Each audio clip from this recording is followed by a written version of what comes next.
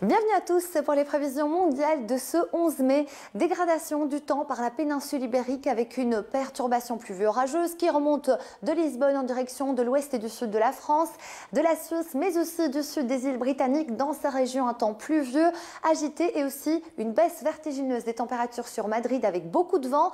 Du nord des îles britanniques vers les Pays-Bas ou encore du côté de l'Allemagne et de la Pologne, on profite enfin de températures de saison avec de belles éclaircies. Mais en revanche, en remontant vers le nord, notamment sur la Scandinavie, les Pays-Baltes ou encore la Russie, les températures sont bien trop justes pour la saison. Nous sommes 6 à 9 degrés en dessous des valeurs. Et en descendant vers les Balkans, la Méditerranée ou encore du côté de la Grèce, de l'Albanie et de l'Italie, on profite de températures même estivales jusqu'à 26 degrés à Athènes.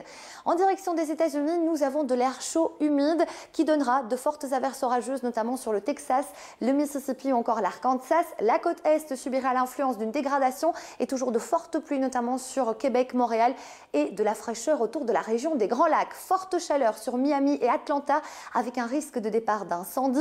De belles conditions en revanche en descendant vers la Guadeloupe, la Martinique. Ce ne sera pas le cas sur l'Amérique centrale ou encore la Colombie, l'Équateur, les Guyanes ou encore la Bolivie et le Pérou. Belles conditions sur le centre et le sud du Brésil, mais ce n'est pas le cas sur le Paraguay, le Chili ou encore l'Argentine. Par exemple, à San Diego, on attend l'équivalent d'un mois de précipitations en l'espace de 24 heures. Belles conditions sur l'Afrique australe avec des températures de saison, 17 degrés au Cap. Les averses de la mousson restent toujours présentes autour du golfe de Guinée et toujours de fortes chaleurs, notamment sur le Sahel. On aura des vents de sable sur la Tunisie ou encore du côté de la Libye avec de fortes chaleurs et la chaleur se poursuit également sur la péninsule arabique. Les premiers 40 degrés sur Ashgabat de l'année avec donc des températures qui sont largement au-dessus des valeurs de saison sous un soleil de plomb. Quelques averses par évolution diurne sur la péninsule indo-chinoise et toujours des conditions anticycloniques sur l'Australie. Sur le sud-est, les températures restent de saison. Ça remonte évidemment dans la partie nord.